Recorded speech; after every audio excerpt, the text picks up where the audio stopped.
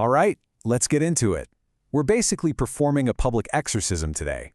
Yeah, we're talking about that very specific culture. You know the one. The one that wraps its entitlement in all this spiritual-sounding jargon.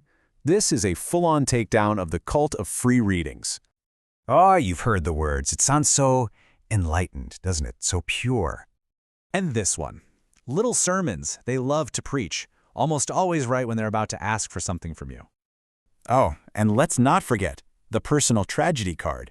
Always weaponized, isn't it? Used to demand a little free sample of your soul. So yeah, welcome. Because let's be real, that's exactly what this is. This has nothing to do with spirituality. It's about getting a high-end, luxury service for what? The price of some pocket lint? So, let's dismantle all this holy nonsense, shall we? All right, let's start with the first, and you could say the most sacred text in the Freeloaders Bible, and that's the myth, the big lie, that a spiritual gift must, by some divine law, be absolutely free. I mean, the hypocrisy here is just staggering. They have this one rule, right? But it only ever applies to spiritual work, never to anything else they value. Seriously, go on, walk into a luxury store and try that line. See how far that gets you. And this really gets to the heart of it, doesn't it? A calling doesn't pay the bills. I mean, a doctor has a calling to heal, a carpenter has a calling to build, and we pay them. This whole philosophy is really just a convenient, paper-thin excuse to not pay someone for their time, their energy, and their actual skill. Okay, let's turn the page to the next chapter, the big book of excuses. And we're going to start with the most popular sob story of them all, the one that tries to turn need into some kind of currency. Ah, yes, the classic. It's the ultimate appeal to pity, right? And it's designed to do one thing, make you feel guilty for daring to have a price tag, for having the audacity to value your own work. But here comes the reality check, because somehow the same person who can't afford a $20 reading, well, Starbucks knows their name. They can afford those daily $5 coffees, the takeout, and they're probably typing that message on a brand new iPhone. So let's be clear, this isn't about can't pay, it's about won't pay. And then of course there's excuse number 2, playing the victim. This one is a real performance. It frames a demand as just a cautious request. What it's really saying is, hey, your whole profession is shady, so you personally owe me free work to fix the damage some other person did. Just think about how insane that logic is anywhere else. It's a total manipulation tactic, and that's all it is. A bad experience in the past does not give you a free pass for every single service in the future. So now that we've taken their so-called logic apart, let's reframe what this work actually is, because honestly, that's the part they seem to deliberately, conveniently misunderstand. Just think about this for a second. A dentist drills into your teeth. A surgeon cuts open your chest. And a reader opens up your soul. These are all incredibly invasive, skilled procedures.